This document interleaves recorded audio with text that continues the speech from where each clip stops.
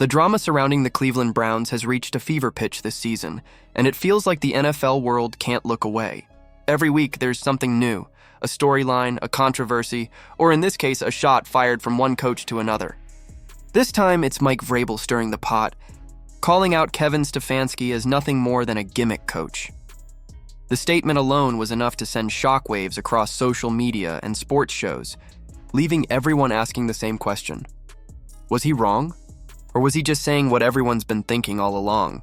It all started during the October 26th matchup between the New England Patriots and the Cleveland Browns, a game that was supposed to be a test of Cleveland's growth, but instead became a complete meltdown.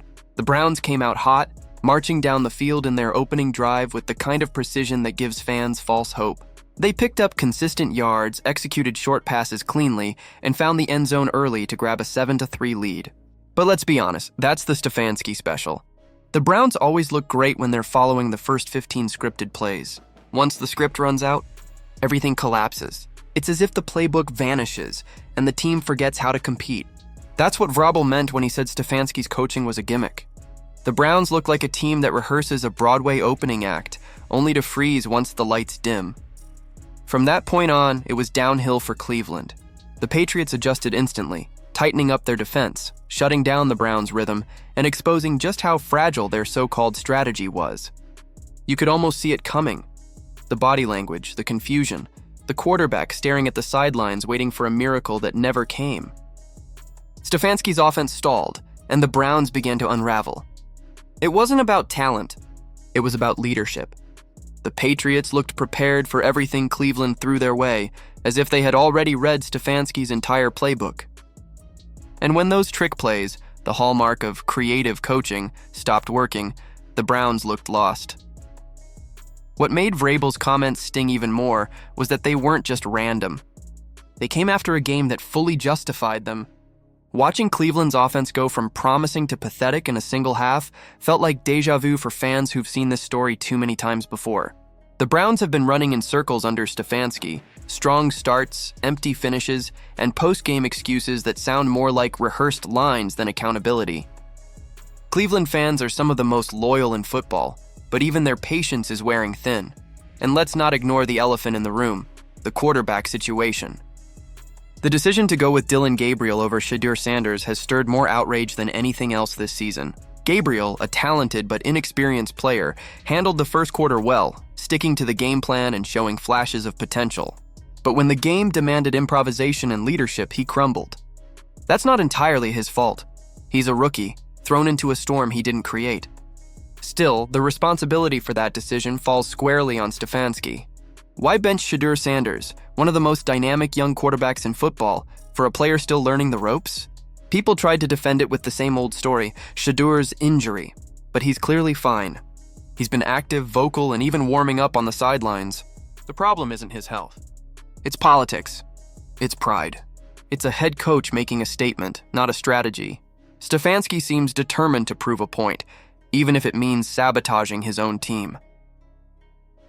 The frustration among fans has reached a boiling point. Cleveland talk shows, especially 92 The Fan, have become battlegrounds of opinion. Some hosts defend Stefanski as if their paychecks depend on it, while others openly call for his firing. The whole thing feels orchestrated. One person plays the critic, another the apologist, and it all sounds eerily rehearsed. The narrative feels sanitized, like the city's media has been given a script of their own. Fans can see through it, and they're tired of it. The real issue isn't just the losing. It's the feeling that there's no direction.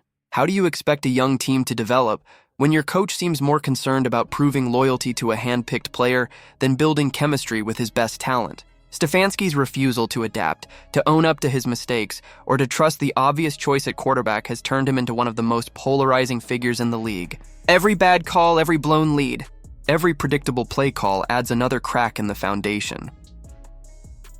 Shedeur Sanders isn't just a player sitting on the bench. He's become a symbol of the dysfunction in Cleveland. His supporters see him as the spark the team desperately needs. His benching sends a message that politics matters more than performance, that egos matter more than winning. And when you're already in one of the toughest divisions in football, that attitude is a death sentence. The truth is, Stefanski's coaching isn't fooling anyone anymore. He's lost the locker room, the fans, and probably even some of the front office's faith. The Gimmick label isn't just Vrabel's opinion. It's become a mirror reflecting what everyone's been thinking for months. The Browns are stuck in a cycle of mediocrity, pretending like each new week will be different while making the same mistakes over and over. The saddest part? It doesn't have to be this way. Cleveland has the talent. They have the defense. They even have the offensive pieces to make a playoff run. What they don't have is a leader willing to evolve. Stefanski's insistence on sticking to his failing methods is turning potential into pain. Fans don't want miracle plays or post-game explanations, or they want results. They want a coach who understands that football isn't a stage for ego, but a battle of adaptation, strategy, and heart. As for Mike Vrabel, whether his comments were out of frustration, rivalry, or simple honesty, one thing's for sure. He said what a lot of people were already whispering. Maybe it's harsh, maybe it's unprofessional, but in a league where results speak louder than reputation, sometimes the truth sounds like shade. Now, all eyes are on Cleveland. Will the Browns make the hard decision and move on from Stefanski before he drags this team any deeper into dysfunction? Or will they continue to cling to hope while their season crumbles from within? The clock is ticking and the fans deserve answers. But what do you think? Was Mike Vrabel right to call out Kevin Stefanski, or did he cross the line? Should the Browns give Shadur Sanders his rightful chance, or stick with Gabriel and hope for the best? Let's hear it in the comments. And if you love deep dives into the real stories behind the headlines, make sure to hit that like button, subscribe, and turn on notifications. Because the drama in the NFL is only getting started, and you won't want to miss what's coming next.